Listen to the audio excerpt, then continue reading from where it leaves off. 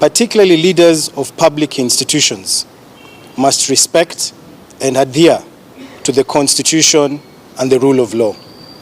And it is for that reason we have filed this petition, and we have all the faith in the courts to rule on this matter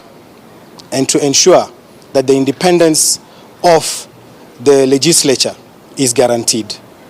Recently we saw on the 6th of July, if I recall correctly, and actually even to take you back in 22nd of May of this year, the speakers of the National Assembly were called out as far as their acting or rather participating in significant political activities and advocating for elective positions for the current president and trying to persuade members of the public to vote for them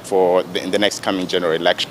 This particular petition seeks to actually put into question as to whether the parliament is indeed independent. If it is indeed independent, why do we have the Speaker of the National Assembly and the Speaker of the Senate participating in political events?